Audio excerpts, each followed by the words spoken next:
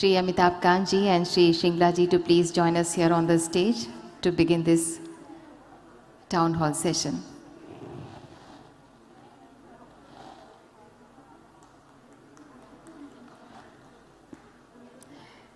जोरदार तालियों से स्वागत. Respected Shri Amitabh Kanji, G20 Sherpa, we extend a very warm and hearty welcome to you. Respected Shri Harshvardhan Shringla, Chief Coordinator G20 Secretariat, I would like to invite you as well, sir. एक बार जोरदार तालियों से हमारे मेहमानों का स्वागत करें. I would like to invite Ambassador Shri Muktesh K. Pardeshi, OSD G20 Operations, and Ambassador Shri Abhay Thakur, Additional Secretary G20, to whom we extend a very warm welcome. बहुत बहुत स्वागत है आज के इस कार्यक्रम में, टाउन हॉल सेशन में. Mister Amitabh Kant doesn't need any introduction, पर मैं ज़रूर छोटा सा उनके बारे में बताना अपनी जिम्मेदारी समझती हूँ. The G20 team is led by respected Shri Amitabh Kanji, India's G20 Sherpa. Respected Shri Amitabh Kanji is a government reformer and a policy change agent for India. आप कई फ्लैगशिप नेशनल इनिशिएटिव्स के की driver भी रहे हैं. Startup India, make in India, incredible India, Kerala, God's own country and the aspirational districts etc. So may I now invite respected Shri Amitabh Kanji to kindly speak on the occasion.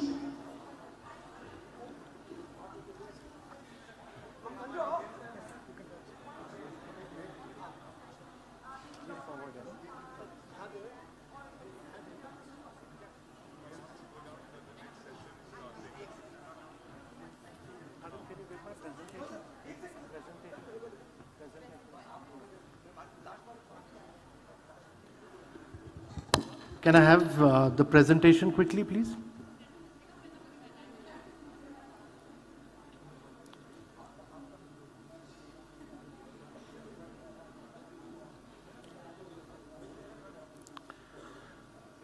This may not be the one that you... Who's managing the screen? This is not your presentation. Hi. Is this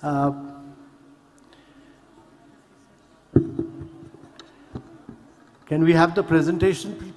It's up, but it's not up there.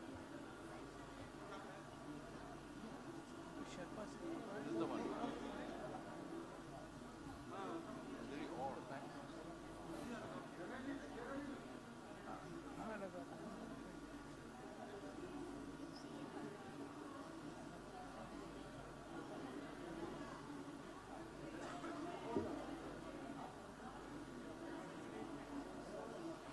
Whoever is managing the screen, can we have the presentation, please?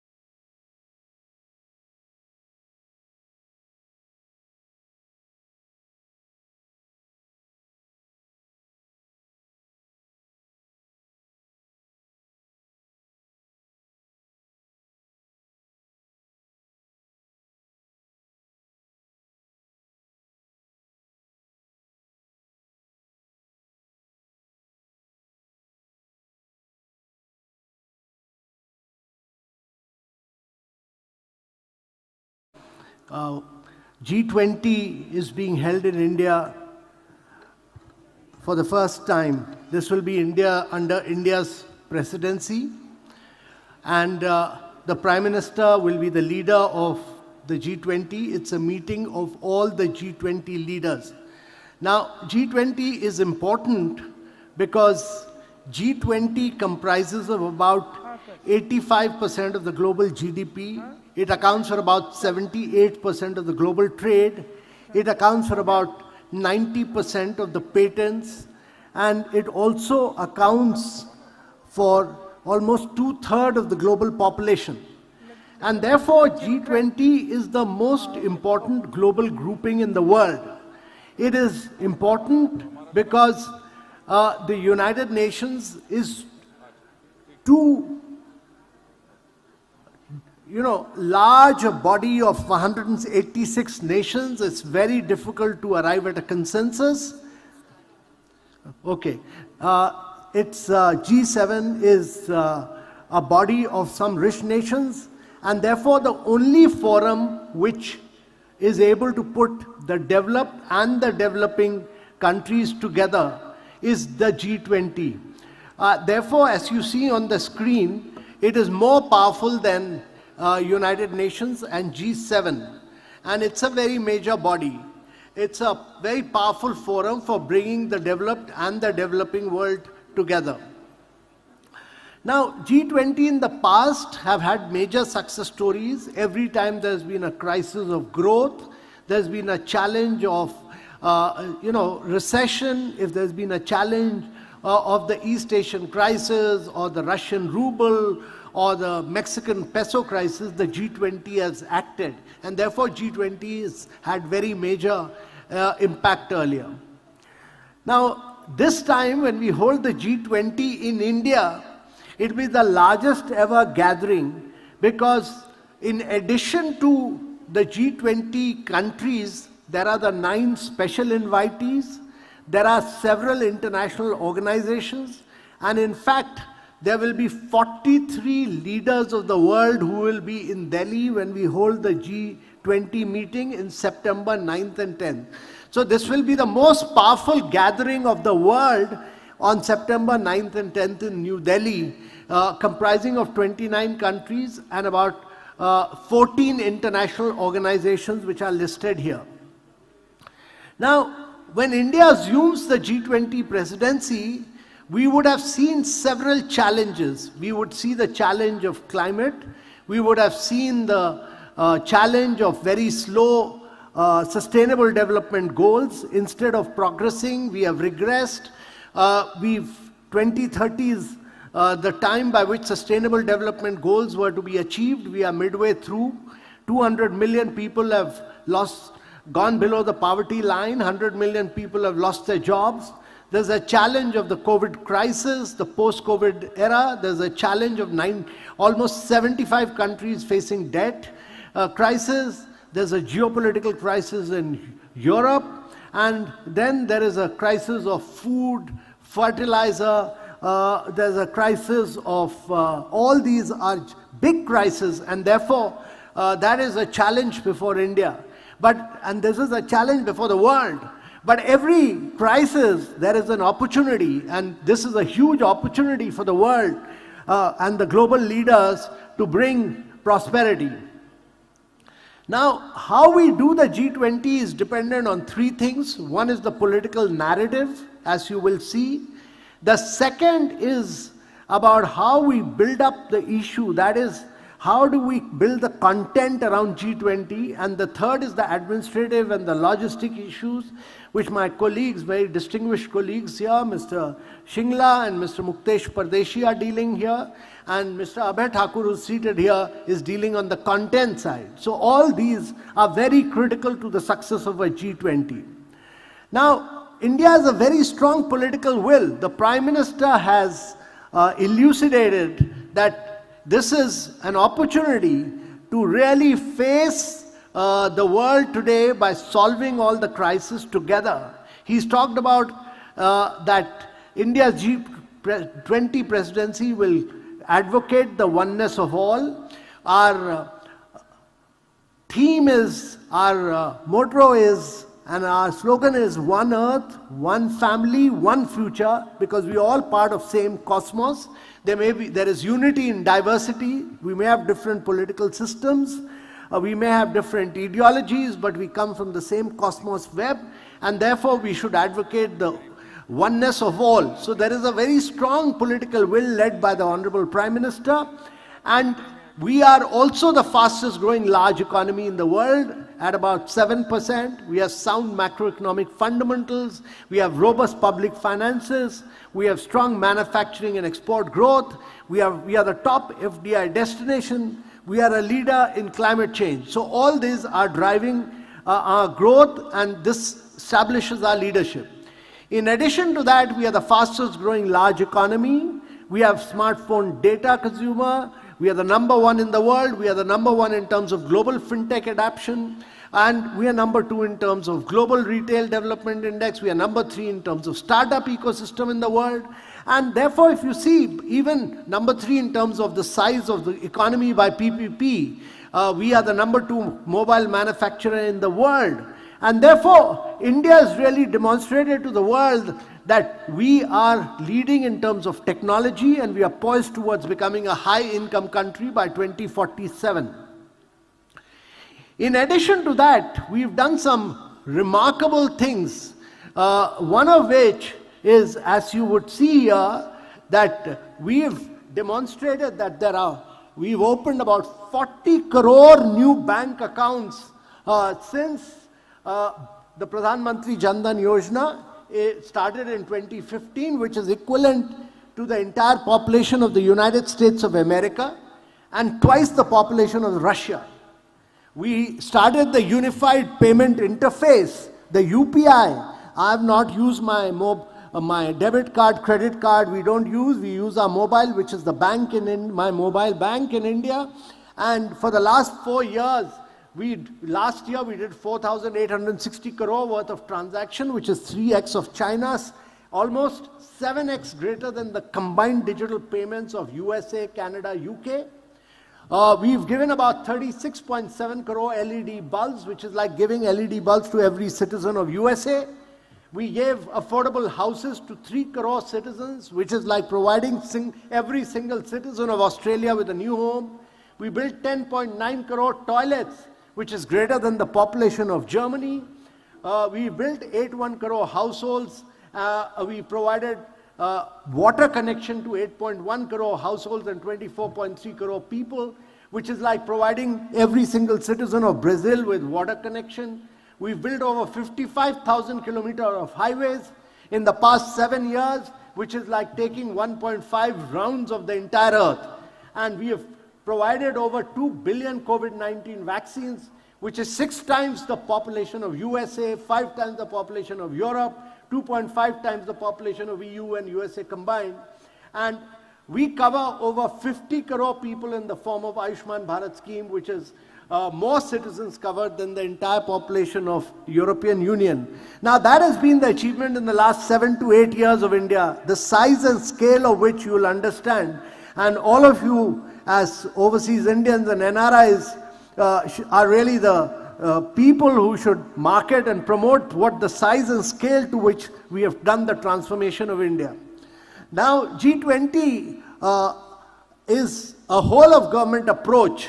It has the finance minister and the central bank governors, their meetings, there's a Sherpa track, there's a foreign ministers meeting, there are almost 11 engagement groups. So we have over about 215 meetings in 56 cities of India. So the Honorable Prime Minister said that this is an opportunity to clean up our cities, much like Indore has got transformed because of Pravasi, Bharatiya, and it has become the cleanest city in the world. This is an opportunity to make 56 cities of India the best cities of the world.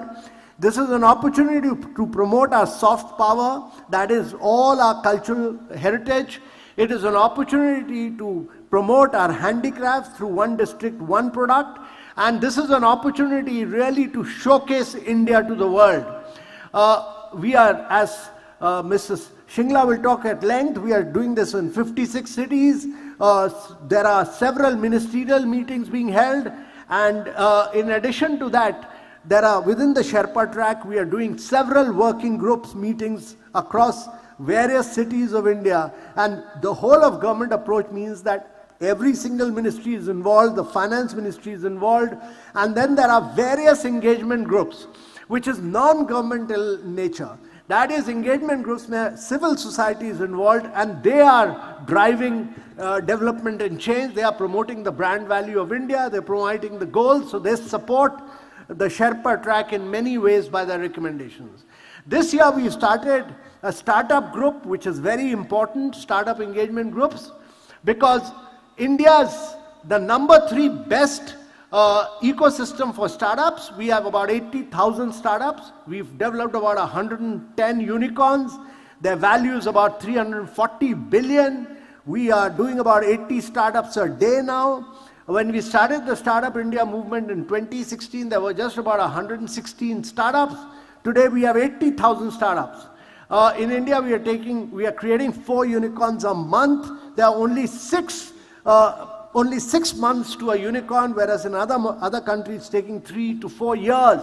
And therefore, one of the key engagement group is the startup group. Now, our shared priorities are very important because we want to shape an inclusive future. We are sharing India's experience during G20.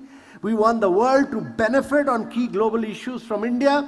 And therefore, as you will see, what are India's priorities? Our priorities are that how do we accelerate growth, inclusive and resilient growth? How do we bring in technological transformation? How do we push digital public infrastructure, which India has built up? How do we do women-led development, because more than 50% of the world is women? How do we drive accelerated progress on sustainable development goals? How do we bring in live green development, climate finance? And how do we build multilateral institutions for the 21st centuries? And how do we face the challenge of fuel, food and fertilizer, which are major challenges before the world today? So these are India's G20 priorities, which we'll push all through our G20, and these are key priorities for the world as well. Now, ladies and gentlemen, in one of the key issues about digital transformation to the world is that the Bank of International Settlement has said that India in the last 7 years has made progress which would have taken 50 years to achieve. We have achieved this in about 7 to 8 years. If you look at the world, we have achieved this in 50 years progress in 7 years. But if you look at the world, there are 400 crore people who do not have a digital identity. Everybody in India has a digital identity. Everybody in India has a bank account. 200 crore people do not have bank, they are unbanked. And 133 countries in the world do not have a digital payment system. So how do we create the India model for the rest of the world is a very major challenge, and that is what we will try and push. The other is India's digital payment infrastructure, which has been built up, which has been talked all over the world. Satya Nadella, Sundar Pichai were all here, they were all talking about it. If you look at it, in 2013, we had done direct benefit transfer of only 10,000 crore. In 2020, we have done transfer of 5.5 lakh crore. So we were able to help 47 crore people during the COVID phase by putting money directly into their bank account. So this was the key. And that is how the digital public infrastructure has helped the people of the world. Now what India has done is to create the best digital public infrastructure model, which is the JAM Trinity, the UPI, the CoWIN, the Bharat Bill Pay, our tax collection is all digital, Swayam, Diksha, in education, digital health, e-governance services, digital toll system. So the digital transformation has enabled India to technologically leapfrog in many, many ways. And that has been the hallmark of India's growth story in the last 7 to 8 years. How do you build railway tracks on which we've allowed private sector to innovate and take it forward. Similarly, the great story of India is the story of health architecture, because we have provided health insurance to over close to about 500 crore people, which is more than the population of Europe. We are the vaccine capital of the world. We are the pharmacy capital of the world. We've provided vaccines to 75 countries in the world. We are the generic drug capital of the world. We have converged Ayurveda and yoga with our health, and these are key challenges. These are the big ticket things that we have pushed in the world as far as health is concerned, and we built a robust inclusive health model for India, which can then be taken to the rest of the world. Now, the Prime Minister wants us to do, this to be a complete whole of government approach. So we are doing several things. We are linking up with festivals, doing outreach, on which Mr. Shingla will talk about it at length. We are linking this up with festivals of India. He'll talk about it. But our objective is that we create a unique Indian experience, which is very spiritually elevating, which is culturally enriching for every visitor who comes from abroad, which is mentally rejuvenating and physically invigorating. Our objective is that every visitor who comes from abroad may be a representative of his country, must go back totally spiritually as an Indian when he comes here. And that is what we'll try and do. That is what we've done when we took the ambassadors to Andaman. We taught them yoga. They went to the cellular jail to get a feel of India's great independence movement. They did the Shankhnad. They actually cleaned the beaches in Andaman. When we took them to Udaipur, Udaipur was a transformed city. We welcomed them. We cleaned, the whole city was cleaned up, but we gave them a Rajasthani style pagadi welcome. They all did digital shopping, completely digital experience. They did the camel rides. Their shopping was all completely unique of Indian handicrafts. They interacted with the school children. And this is the meeting which we had in Udaipur, which was excellent, and we shared a lot of millets, because India's attempting, this is the year of millets, and therefore our focus was on millets. We took them to Kumbhalgarh, which is the biggest wall, one of the greatest forts in the world, which totally lit up, and we did some great cultural programs there. And this is the city palace, which was lit up. So just giving you a glimpse of how we did our branding, and we said that starting with Udaipur, we'll see you soon in another city of India, and then we took them to Mumbai, where all the roads were cleaned up, all the potholes were cleaned up, the city was whitewashed completely, it was lit up, and there was a huge cultural experience all over, and they had a great experience of the heritage sites there, and the interaction was similarly in Bangalore. We are using this as an opportunity to demonstrate our culture, our cities, and as the Prime Minister said, our presidency would be inclusive, it will be ambitious, it will be action-oriented, and very, very decisive. And that is how we'll steer it, but we'll put a great Indian experience. Now, what do we expect from this is a huge unparalleled opportunity for India and the world, and the next decade, as Morgan Stanley has just said, that the 4 trends of demographics, digitization, decarbonization, and deglobalization are favoring New India. This is what Morgan Stanley has just said about a month back, and therefore we will use the growth process of India, the dynamism of India, the demographics of India, the digitization of India, the decarbonization of India, all to drive the story. And all of you are really the brand ambassadors, as the Prime Minister said in the morning. And therefore, members of the diaspora have a huge role to play in G20. They can share our values and help further the presidency efforts abroad. You can spread awareness about India's financial inclusion and technological transformation model. We'll be very happy to share this with you. You can help us to popularize global initiatives that resonate with our culture and our G20 presidency. You can promote India's narrative globally on all the digital transformation that has taken place, on Swachh Bharat, on Life, on UPI, on CoWIN, on Aadhaar, on millets. There can be nobody better than to push for digital transformation, for women-led development, for sustainability, climate-based initiatives. You can vocalize the Indian narrative. All of you have a very major role to play, and you are our brand ambassadors for G20. And therefore, you can promote issues and initiatives prioritized. You can be our cultural ambassador.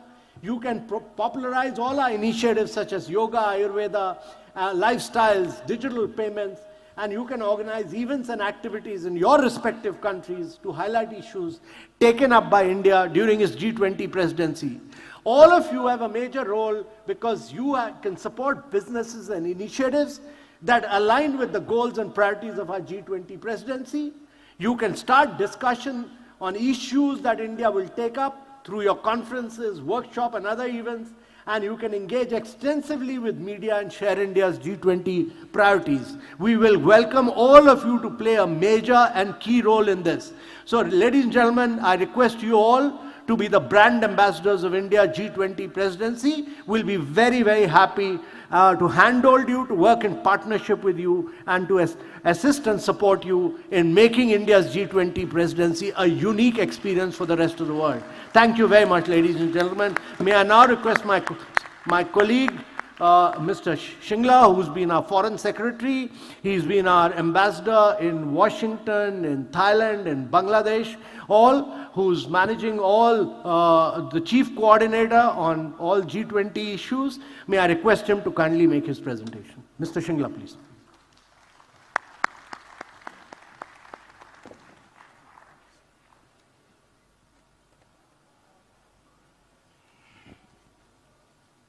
Very dynamic, sir. Well done, sir.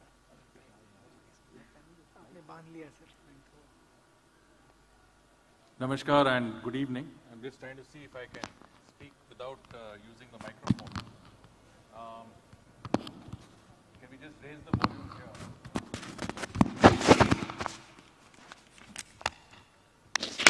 I hope you can, I'm not sure if people can hear me. Okay, so let me just go back here. I do have a remote mic, but I think we'll have to rely on technology as it stands. First of all, let me say how happy I am to see so many of our friends here, and we welcome you both to India and to the Pravasi Bharatiya Divas. Sherpa Shri Amitabh Kant has already given you a very detailed perspective on how we intend to conduct our G20 presidency. We have to remember one or two things. First, that this is the first time India has ever become president of the G20. It's a unique opportunity for us, not only to place our narratives on the global agenda, but also to showcase our development, our experiences, our cultural heritage, our diversity, and also our tourism potential. So much of what our planning is about the G20 presidency is linked to some of this, I would say, background in terms of our presidency objectives.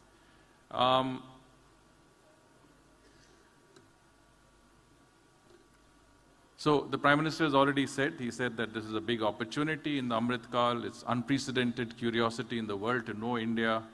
He's spoken about, that G20 presidency is a matter of pride for every Indian, and that this is an opportunity to take India's development to the world. I mean, I paraphrased it earlier, but the Prime Minister has put the rationale behind our G20 presidency. Now, Sherpa, just a short while ago, said that what we would like all of you to be is our G20 brand ambassadors. I think there is no better group of people who could articulate India's presidency and its own goals and ambitions, and other than what we have in terms of the delegates who are here at the Pravasi Bharatiya Divas. So I think I just want to say a few words on what could be the possible involvement of our diaspora. First, of course, is to introduce the world to India's thinking. I think our narrative is something that has been outlined by Amitabh ji, and I think something that is what you could articulate when you go out and into your countries and the places where you're based. Of course, G20 has 2-3 structures. One is a government-to-government structure, but the other is also non-governmental engagement groups, what we call them. There's the Women 20, Youth 20, Urban 20, there is a Think 20, Civil 20, Business 20. And I think in each of these engagement groups, you will find your niche and you will find your area. And we're most happy if you can be represented from your countries and come and participate here. And of course, you could also organize activities that coincide with G20 meetings in your own countries. As Sherpa said, we'd be more than happy to support you in that endeavor. But more, I think that really the larger perspective is that we would like you to be our G20 ambassadors in the wide world out there, and especially in the G20 countries, but also, of course, in the countries that are not G20 countries, because for India, the view of the global south, the developing world, is very important. And in a few days from now, we will have this summit on the global south, which will take into account the views and perspectives of countries from the developing world so that those can be reflected in the way we approach our presidency in the G20. You've seen this briefly. Essentially, the general philosophy and the general, I would say, vision of the Prime Minister is that the G20 presidency of ours should not be confined to Delhi. As you know that in the past when we've had summits such as the CHOGM and the NAM summits in 1983 or the India-Africa Forum Summit, they were in Delhi. But the G20 has 200 odd meetings that we'll be organizing, and the Prime Minister feels that they should be organized in every part of India. So you will see that we'll be organizing 215 meetings until we reach the summit in September this year in every state and union territory of India, from Kashmir to Kanyakumari and from Kutch to Kohima. You will find that there is a G20 meeting in every part of our country. Now, what is the philosophy behind having it all over the country? What is the objective? I think one major objective is to ensure that every part of our country feels a certain involvement in the G20 process. It is not something which is remote and which is held in Delhi and most people in our country don't know what it's all about. It's essentially the idea of taking it to every part of the country is to ensure that every state is a stakeholder, every citizen of India is a stakeholder, and that the message of India's G20 presidency is intelligible to every citizen of India. And I'll come down to that also as we go along. So here you see, at a comparative level, many other G20 presidencies have also tried to broad-base their G20 presidencies by having meetings in many cities of their country. Indonesia held it in 25 cities. In 2016, China held it in 12 cities. But in 2023, we are going to hold it in 56 cities, and this is a record in the G20. And I very much doubt any country in the world will be able to match this record of 56 locations in which G20 meetings will be held. Of course, it is a great opportunity for India, but this we've already gone through. I mean, it is an opportunity to showcase our development, tourism potential, culture, also our business-to-business contacts, and of course, promoting our narratives such as lifestyle for environment, sustainable development, and other areas that are important. This also Sherpa has focused on, but let me try and give you the perspective. Jan Bhagidari is the mode by which we will take the narrative of our G20 presidency down to the grassroots level in India. In other words, we will make sure that every part of our country is familiar with what India's G20 presidency is, what our objectives are, what we are seeking to do, and every person in our country feels that he's a part of this G20 presidency. So this is a mass movement, I would say, that involves all the way from universities to schools, to festivals, through quizzes and essay competitions, through marathons, essentially anything that captures the popular imagination, where there are large numbers of people. There will be branding on G20, there will be information on G20, and people will be involved with the G20 process. Even while you came to the Pravasi, you would have seen a number of branding initiatives speaking about the G20, and that is how we intend to take it out to the entire country. So it's a very important domestic objective to ensure that it is something that is comprehensible to each and every person in our country. So what are the instances? I'll just give you some examples of Jan Bhagidari by which we have taken G20 to the rest of our country. One of the very, very pertinent examples is when we tried to develop a logo for the G20. Now, how do you develop a logo? There are many ways, but here is a unique way. We used crowdsourcing. In other words, we made it open to everybody who could enter into a competition and who could actually give ideas about what our logo should be. And through crowdsourcing, we got 2,000 entries, and some of the best entries were used. And I think the logo that you see before you is actually a synthesis of a number of ideas that have come from the public. So the public has been involved right from the beginning in creating our logo. And if you think that logo represents our ethos, then it is really coming from the grassroots level, right from the citizen himself.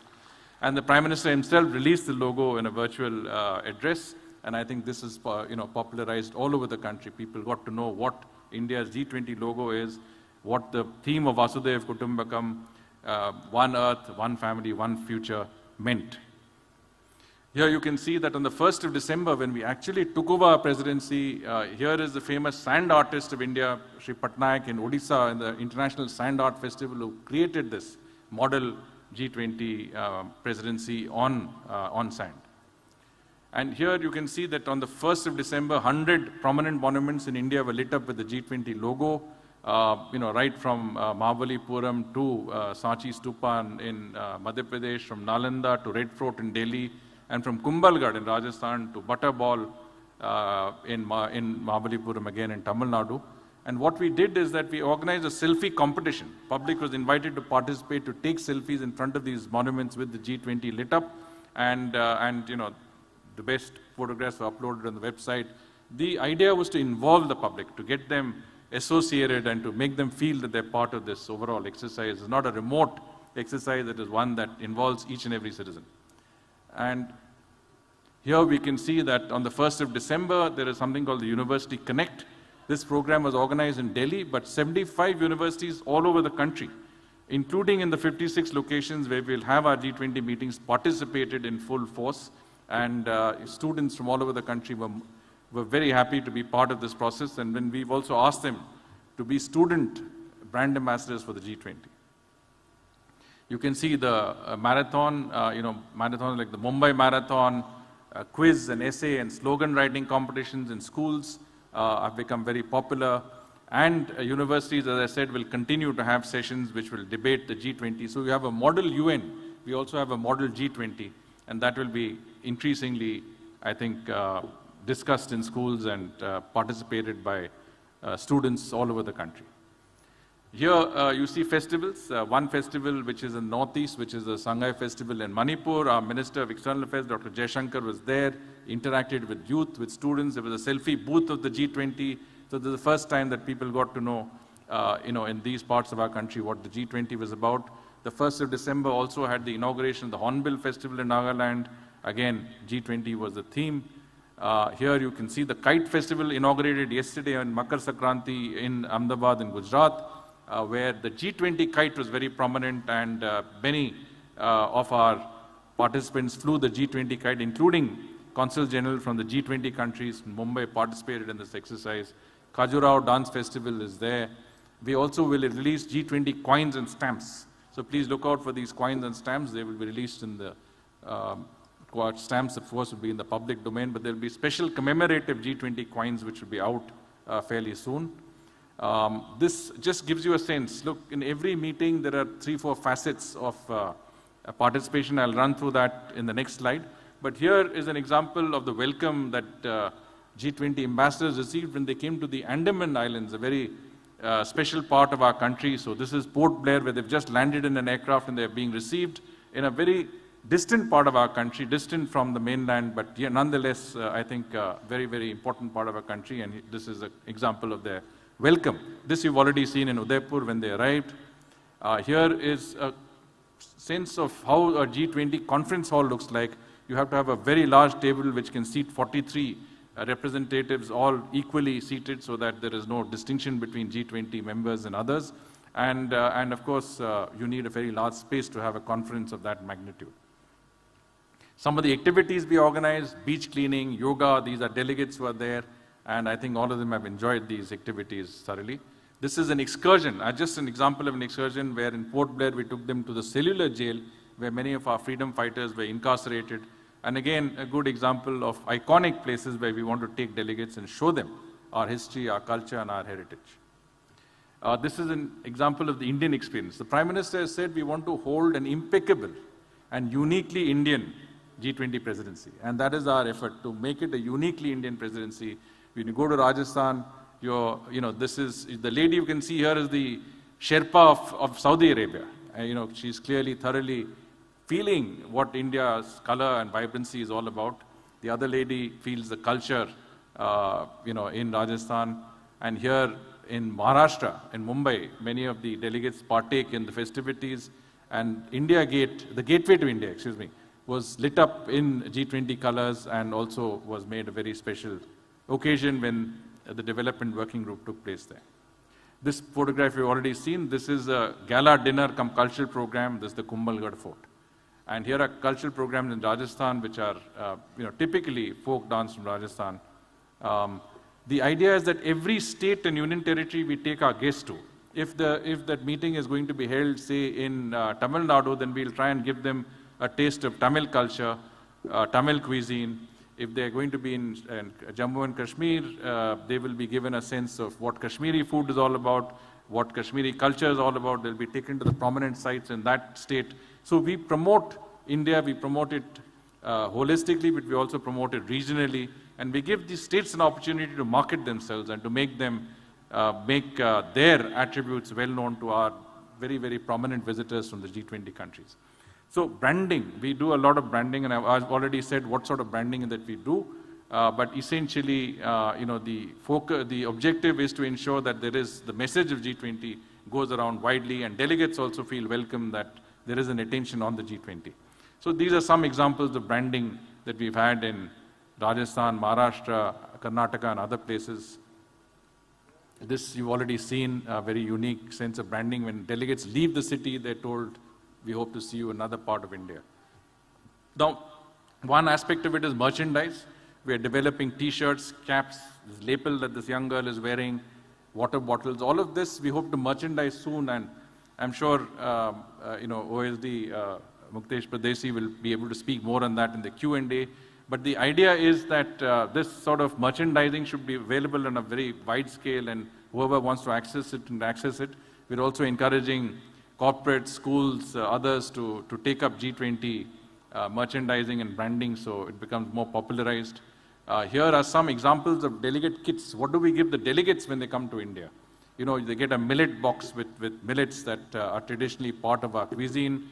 They get colorful delegate kits. They get, this is not standard. This varies from meeting to meeting because we don't want every meeting to have the same product. But this just gives you a sense of what we're giving delegates when they come here. What are the items? What are they made of? There's a lot of thought that has gone into what items should constitute delegate kits. For example, for the water bottle you see there, we are using Kani work from Jammu and Kashmir. There's a shawl art which from Himachal Pradesh that is used to make bookmarks. There is the Patin Patola from Gujarat that is used to make the folder. And there's a Kantha from West Bengal for the scarf. And similarly, from Tamil Nadu, you have the Kanjivaram silk, which makes the outline of the bag that you get, the delegates get, and Madhubani art from Bihar for the mugs that are there. And these are just examples, don't take them literally, but I'm trying to give you a sense of what goes into making products that G20 delegates will receive and will see. And as the Sherpa mentioned, each delegate will get a gift from that particular state or district that he's based in. Based on our one district, one product initiative, essentially that wherever you are, you will get the best product of that area. And I think that will represent the state or the district in which they are holding the meeting. Training is very important. We have trained our people to equip them to deal with the G20 presidency. Not only are there people being trained at different levels. Here you can see a training program for drivers in foreign languages. Here you can see a meeting for liaison officers from all the ministries that are going to host G20 meetings. There are about 1,000 officers who are trained in how to deal with foreign delegates. Here's a security training program for police, soft skills for police. How do you have non-intrusive policing? How do you ensure security but at the same time not inconvenience delegates and the local populace? These are parts of the training that we're imparting. Here you can see guides being trained in Kolkata, guides, taxi drivers, different elements that go into what people would be associated with or those who would come into contact with G20 delegates. We are also, I think Sherpa did mention that one of our objectives when we host the G20 in every part of our country is to create capacity. 56 locations, many of these locations have limited infrastructure. Many of these locations also have never been internationally exposed. They've never had conferences of this nature. We're taking the G20 to the furthest corners of India, but in doing so, we're telling all the states and all those who are hosting these meetings that please develop capacity, transform the state, transform the locations that these meetings are being held, use this opportunity to make the change that is essential. In Udaipur, we saw that roads were repaired, places was cleaned up, a lot of work had been done, similarly in Mumbai, and we want to see that all over the country, that the beautification that you see in Indore is something that we will replicate all over the country. So this is essentially just a short sense of how we will organize the G20 presidency. What are the salient features? One is that it is a unique experience for us. We have never done this before. There is no casebook or copybook from which we can get a sense of precedence about how it's done. It's the first time we're doing it, but I can assure you that this G20 presidency will be the best ever, and no country would have ever done a presidency of the nature that we have done, both substantively and logistically. We count on your support. Please do support our initiative. Thank you very much. Namaskar. Jai Hind. Thank you.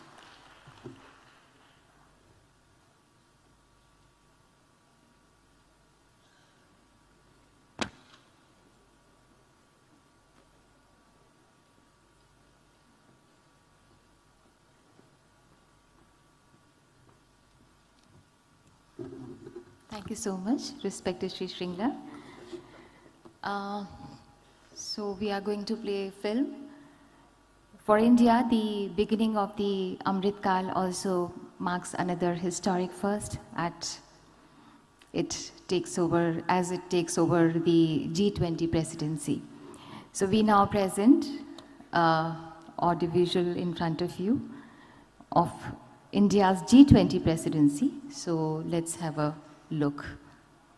This is about the theme.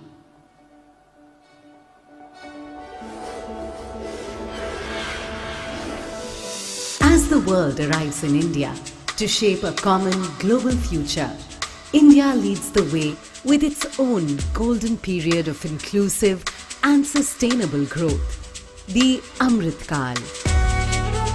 A new era signifying India's development from its 75th year of independence to its 100th.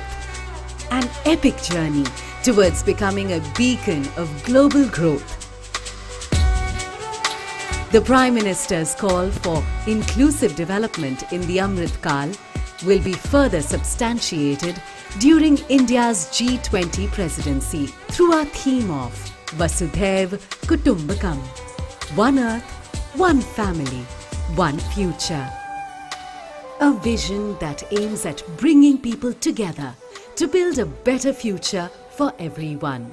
To achieve that goal, significant national priorities were charted out and set in motion.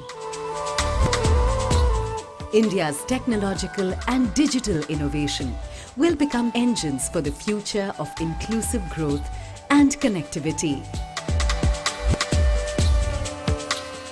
Our environment initiatives, including LIFE, will ensure true prosperity by promoting sustainable lifestyles through individual and collective action to protect and preserve the environment.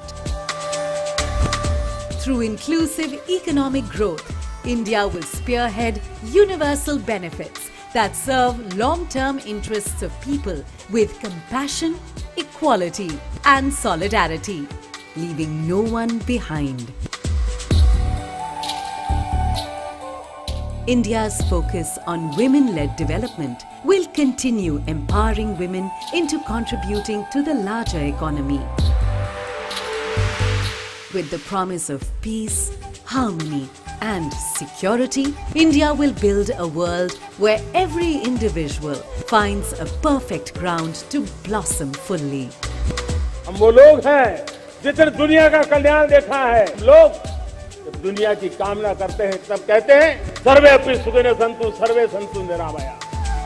The importance of collective action is stronger than ever before, and G20 India shall strive to build a collective and inclusive shared future.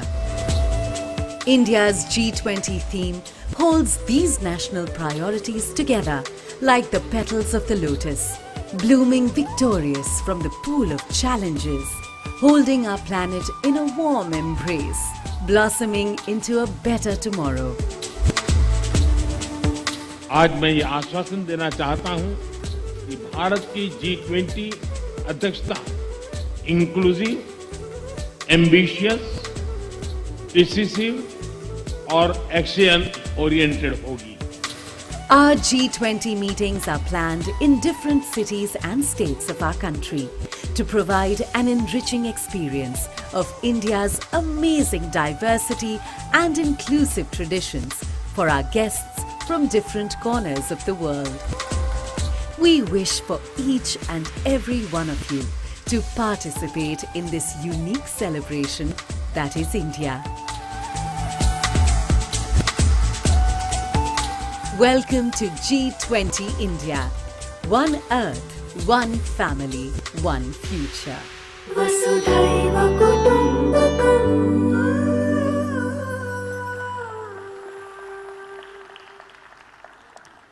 तो अब हम एक recap आपके सामने प्रस्तुत कर रहे हैं, recap of the events from the first month of India's G20 presidency. So let's watch.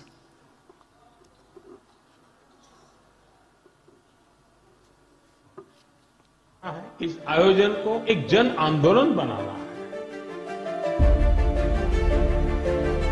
We have to make the world India ready. Today is a watershed moment for India and her 1.41 billion citizens.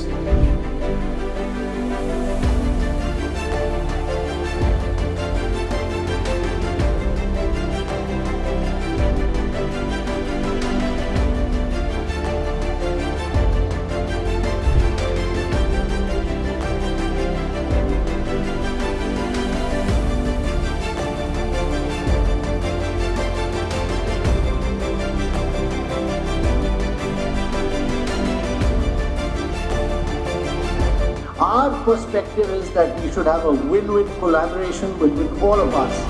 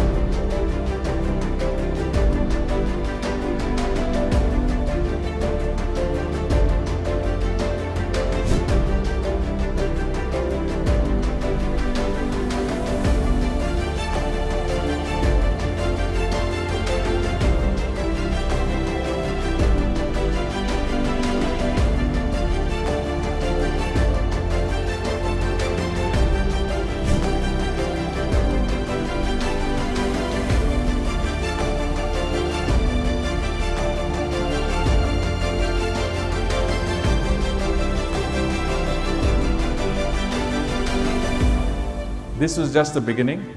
There is a lot lined up in 2023 under India's presidency, under our theme of One Earth, One Family, One Future. And this is your very favorite segment, that is question answer segment. So we have amongst us Shri Harshvardhan Shringlaji, Chief Coordinator G20 Secretariat, and we have also with us Ambassador Shri Mukesh K. Pardeshi, OSD G20 Operations, and Ambassador Shri Abhay Thakur, Additional Secretary G20. So the floor is all yours, and may I have the questions, please? We have 3 dignitaries on the desk. Yeah.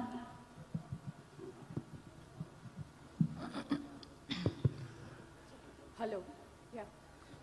Amitabh Panji, thank you so much, sir. It was very insightful, and I congratulate first of you that India has got G20. Myself, Shweta Ajmera, chartered accountant and lawyer. That's why I have more interest in this field.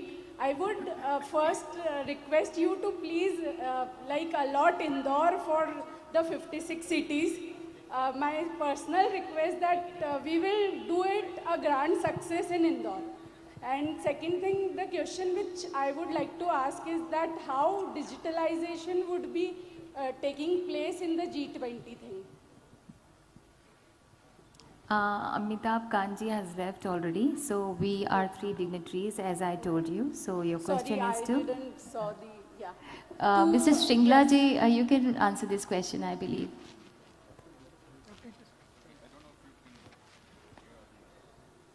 I don't know if the sound system is good enough to reach you. आप cordless यहाँ पे दे दीजिए एक. We need a cordless here so that he can answer from there. I can answer, sir. About public digital infrastructure. One cordless, please. It's there? It's Okay. working now. It's working now.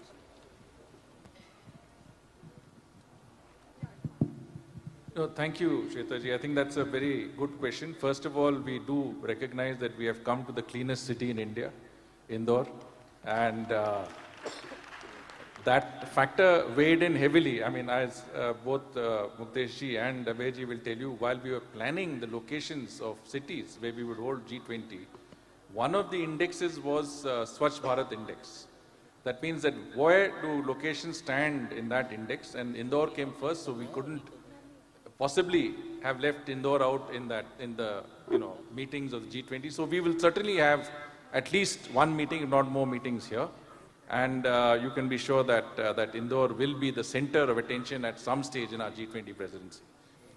With regard to the digital side of it, what we are saying is that our record in digital transformations. The Prime Minister in Bali said that 40% of the globe's digital transactions came from UPI. In other words, 40% of digital transactions anywhere in the world is from India. So financial inclusion and the use of digital means for financial services has become almost a way of life in our country. So, look at the digital platforms that we have for digital public good. Whether it is, it is CoWIN platform, whether it is, for the Arogya Setu platform for the COVID pandemic, or whether it is platforms for financial inclusion, direct benefits transfer, in whichever way possible, we are reaching every part of our country through the digital process. The digital divide no longer exists in India. So today we are saying that we will highlight and showcase our digital achievements and try and replicate this at scale in the rest of the world, especially the developing world. And we want the G20 to assist us in that process. In other words, it is through the means of the G20 we will take it to the rest of the world. And a lot of work has been done in that regard, and I think we will use this as a very strong priority in our presidency. Digital transformations, digital public goods, digital services will become a very, very important part of our priority of our G20 presidency. Do you want to say anything on this further, Abhay? No, thank you, sir. I will only add that, digital health, digital agriculture, digital tourism, you name it. And the idea that public digital infrastructure could be the foundation on which private sector can innovate and have so many startups that our Sherpa spoke about. If we can universalize this model and get it, adopted with national conditions in different countries, this will be a huge message from India of financial inclusion, of enabling hundreds of millions to be lifted out of poverty across the globe, as well as promote our IT sector, our IT industry, and really position India as a unique digital superpower. And G20 can be a vehicle for that, which we will leverage to the maximum. Thank you. The next Hello, question. Sir. Hello. Too many hands. Hello, sir. Amok here. So firstly, I want to thank you, and I totally agree whatever you said, because it would definitely give a global exposure. Please stand. We are not able to trace. Yeah. Okay, you're there. Okay. Yeah. So firstly, yeah, I want to thank you, and I totally agree on whatever you just said, because I have also worked in technology and I'm working abroad, and I have asked my company to expand to tier 2 cities like Indore, and they have never heard of it. So as a global exposure, it adds, and I can easily demonstrate. One question which I want to add is, how can the youth contribute to this? So, like if you need any digital platform or any other suggestions you have for youth, that would be very useful. How can we connect to it? Yeah. So, both to showcase how startups can work on a public digital infrastructure. This is one, area where youth can bring a lot of digital, public goods are really being popularized and understood better by the youth. it is not just about, a computer with a few, gimmicks on it. There is so much more that the entire economy and the entire digital public good platform can be run, and in this, the youth have a massive involvement. So for example, involvement of the startups, involvement of all the new innovations that are going across universities in the digital sector, digital agriculture, digital health. All of this, I think youth are the natural connection with this. IT universities across the world, as IT, business chambers across the world. I think there is no limit to how much everyone, in particular the youth, can connect with the digital narrative.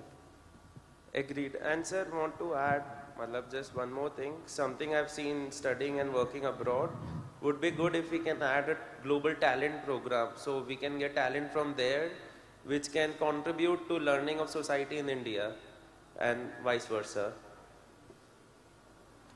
Next question. Hello, sir. Here. My question is on UPI and the central bank digital currency that you are going to launch next. It is a fantastic piece of innovation. I mean, not only for developing nations, even for developed nations to adopt that technology is a massive feat. Because I went to Canada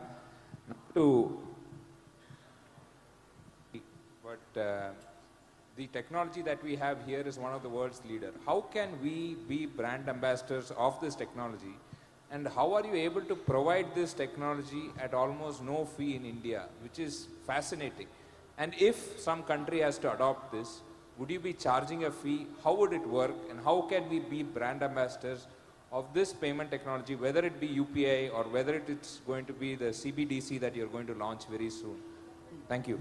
Yeah, thank you. I'll be quick. So what we are trying to do in the G20 is to get a framework, guiding framework for countries to be adopted, what can be called as a high-level principles of public digital infrastructure, which will encompass all of this, that the platform should be open source, that the platform should be accessible, that it should be consent-based data with, access to bank accounts, with digital transfers, while at the same time having a digital legal architecture that also protects the privacy. So in India, we see it already a hugely successful model for a country of 1.3 billion. So if we can universalize this model, we have framed some high-level principles. We hope that it will get adopted in the G20, whereafter it will be much easier to take it to countries across the world. And we will make sure that we develop a win-win kind of approach where big tech can ride on the rails of public digital infrastructure. So it's work in progress.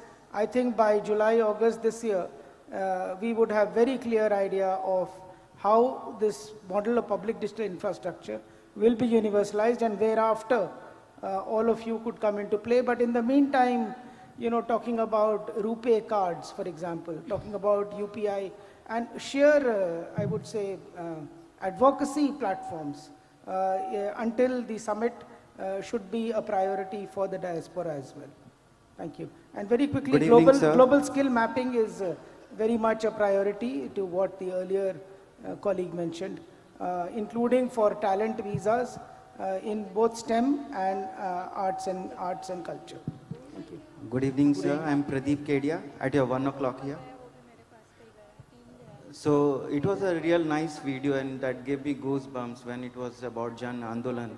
And I reside in Abu Dhabi, and last 5 to 6 years I've witnessed a lot of global preparation, whether it is G20 World Cup or even in Qatar, the FIFA World Cup. And I come from Odisha, which is my home state, and I was lucky enough to even witness the hockey preparations at the Hockey World Cup. And one common observation when we see about the host cities is the preparation, like the whole Qatar was dug out until few months, until the preparation happened. And even in Bhubaneswar, I witnessed that from the airport to the destinations, those were the only areas which were uplifted. And I can totally understand, because that's what probably in the limited time and the limited resources we could do. But when I heard about the Jan Andolan, I thought probably this is the time we are doing things a bit differently, whether we don't shy away from even showing the areas of improvement, like we don't do cover up, and we probably have a better involvement of the local administration, so that the host cities do a great job, not only hosting the guest, but also the entire journey of that particular host cities and India. They feel contributed and not just harassed, or maybe not just that we just uplift the limited areas which are hosted, but the upliftment of the cities in total. Yeah, we got the idea. So thank you. Let's answer. Well, the whole idea is not to conceal anything. If we had to conceal, we would not take international delegates to 56 locations. The idea is we have an opportunity before us, and we prepare our cities and towns to host international delegates.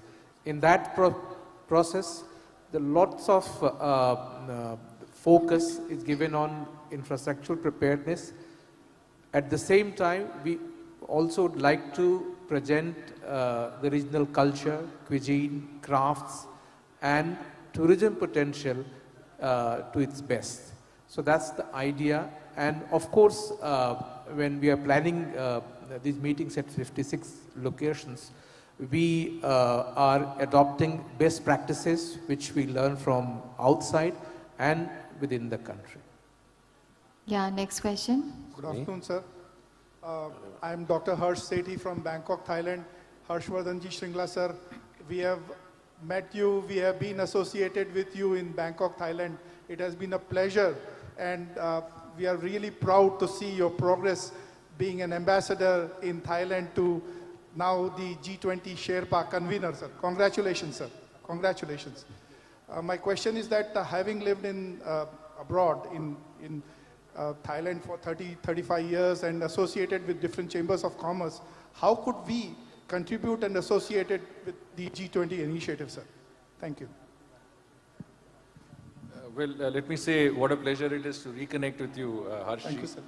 I remember a lot of the initiatives you took in Thailand to promote business-to-business ties. And actually in the G20, you know, as I mentioned earlier, there are a number of engagement groups.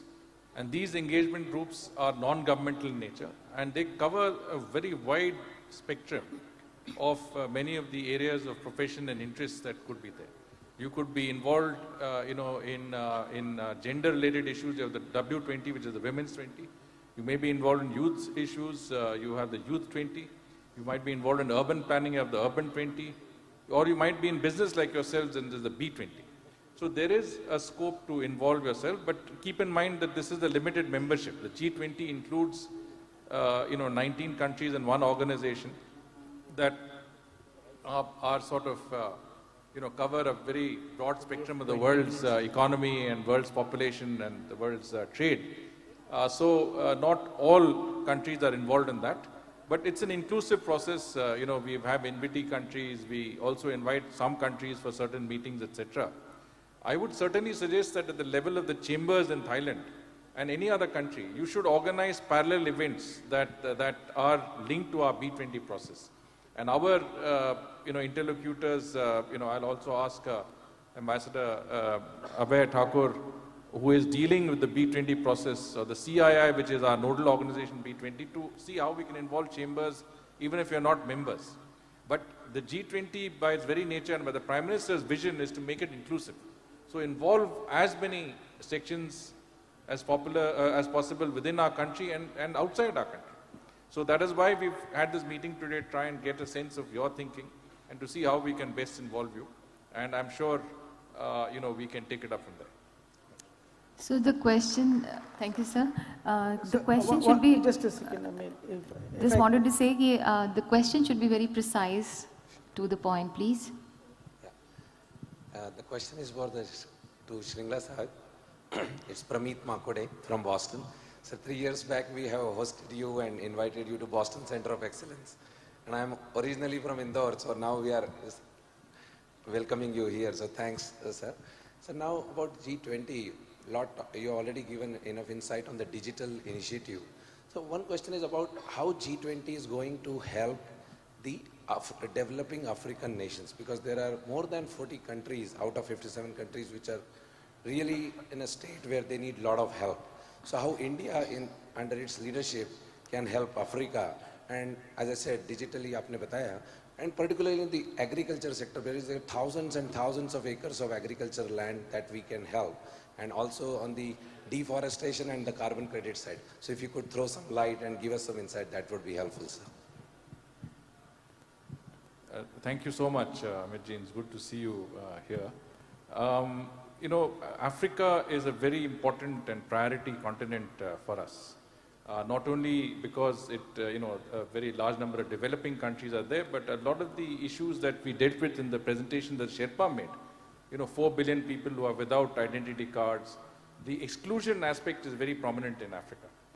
Which is why in our presidency, I think we have the largest representation of Africa that has ever been there in any G20 presidency. We have 6 African countries that will take part in under our presidency. South Africa is already a member of G20. African Union will be there, so that's African Union President will be there.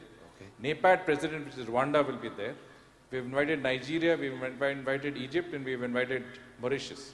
So we'll have 6 countries from Africa, the largest representation ever. I did mention that in a short while we will have the Voice of the Global South, in other words, a summit that involves the developing countries. Our idea is to garner the views of the developing world and to see what the thinking is and to factor that thinking into our presidency. And Africa again will be an important part of that. Recovering degraded land, for example, as you mentioned, is a very important objective in successive G20 presidencies from Saudi Arabia. And we will be taking up some of these issues. I'll also ask if my colleagues want to, I think Abhay, you want to say something? Like on the organic farming or yes, agriculture? I mean, yeah, very quickly, you know, debt crisis, this is something that is facing the world, largely many African countries. So this is going to be right on top of the agenda of G20 on what to do with the common framework for, you know, on debt in terms of how the finance ministers can deal with it. In addition, in terms of agriculture, the whole idea of a food security initiative, you know, not only connecting farmer to the marketplace, agriculture market information system, nutritious food, talking about, you know, global food security with carve-outs or regimes which will facilitate freer food and agriculture trade and investment. So this whole, you know, whole global food security initiative together with digital agriculture, climate smart agriculture are very important themes for G20, which will help Africa. The other important point is the new, you know, collective quantified goal for climate finance. That is another major area, expansion and enhancement of the mandate of the multilateral development banks, international financial institutions, so that they can fund green projects, you know, credit enhancement for projects in developing countries, including largely in Africa. So I think credit enhancement, climate finance, international food security, financial inclusion, 6 countries of Africa, you know, being invited. I think there's a very major focus on Africa on the whole. Thank you, Thank sir. you.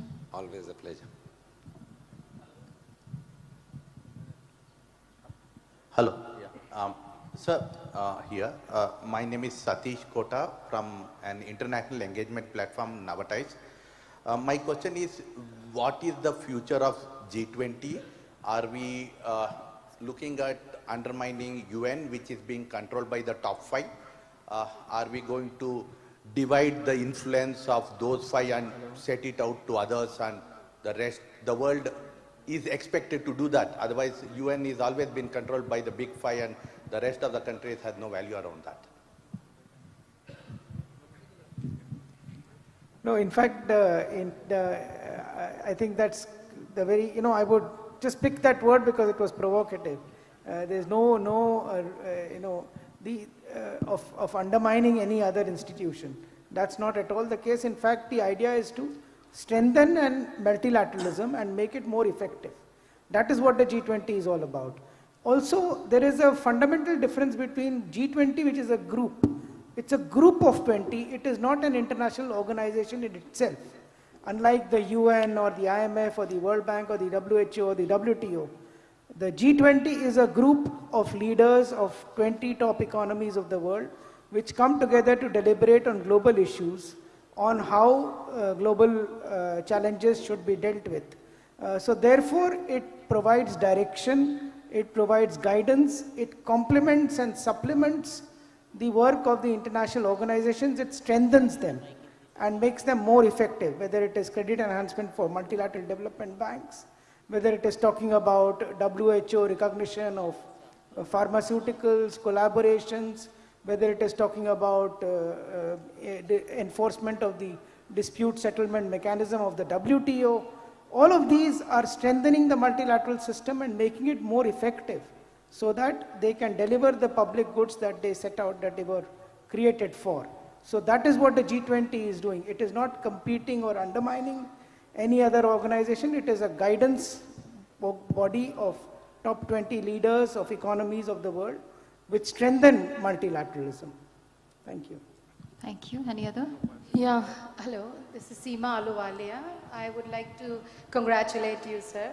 And would like to know if there is a quorum for G20 women cell which we can contribute. Like I'm an automobile engineer, so I would like to be part of active G20 forum. So for the women in as a woman cell. Thank you. That's my question, sir. Thank you.